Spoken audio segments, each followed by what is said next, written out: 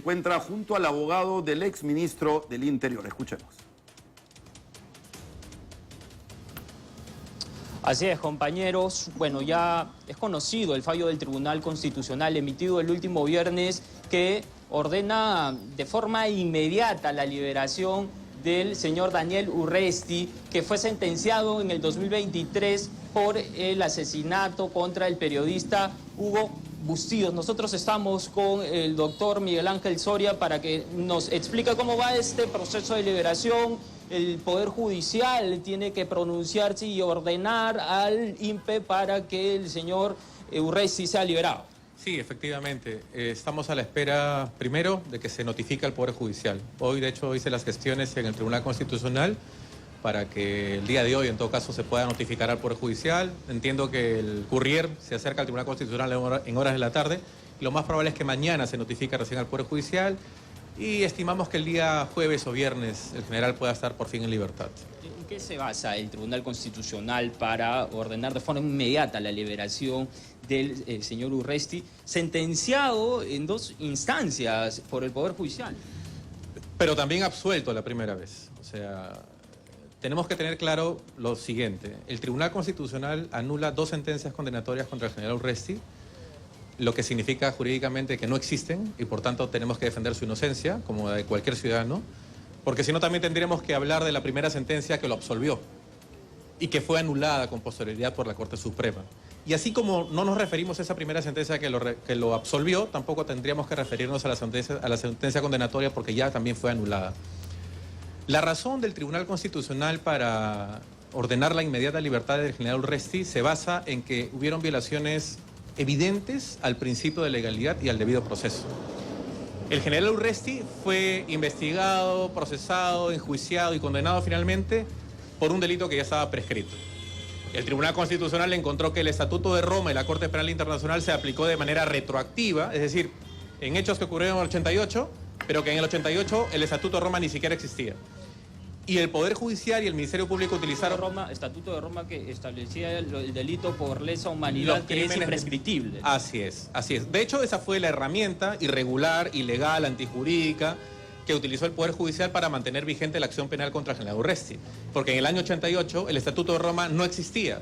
Nació en el futuro, en el año 98, y recién entró en vigor en el año 2002, y luego se le aplicó de manera retroactiva, lo que en el derecho penal está proscrito en términos absolutos. La única manera de aplicar una norma retroactivamente es cuando beneficia al reo. Y aquí lo único que hicieron es perjudicar al general Urresti, condenándolo con un delito que nunca cometió tampoco.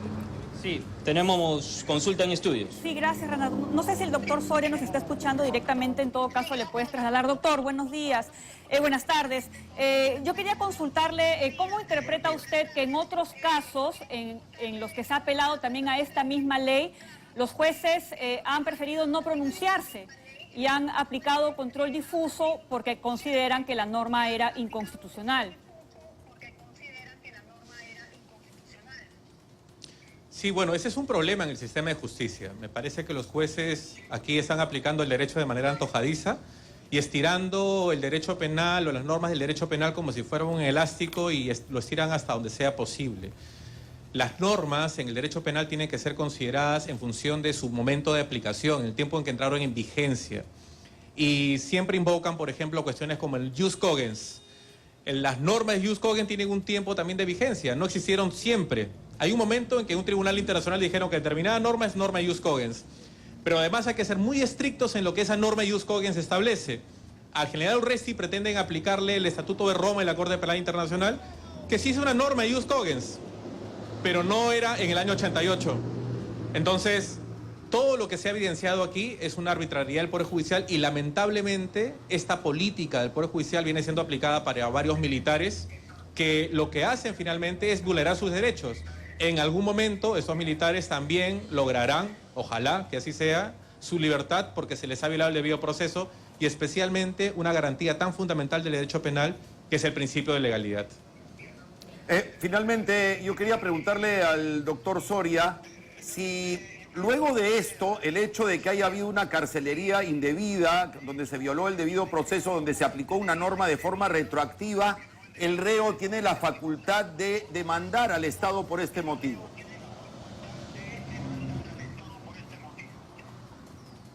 ¿Lo último que? Sí, en este caso del señor Daniel Urresti estaba hablando la defensa, el señor estaba hablando de mandar al Estado por... Mira, eso es un tema que todavía no lo hemos definido, pero el general Urresti efectivamente tiene derecho a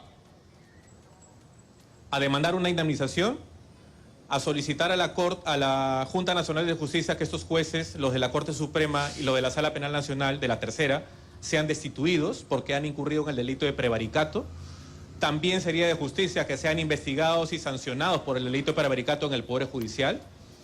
Se tratan de violaciones a los derechos fundamentales, general Urresti, muy elementales. A mí me llama mucho la atención que jueces tan preparados, que requieren décadas de experiencia para asumir los cargos de jueces superiores y jueces supremos, hayan incurrido en estas violaciones de derechos fundamentales tan evidentes como la de condenar al general Urresti por el delito de asesinato con alevosía, delito que no existía en el año 1988 y que utilizaron la analogía penal para condenarlo.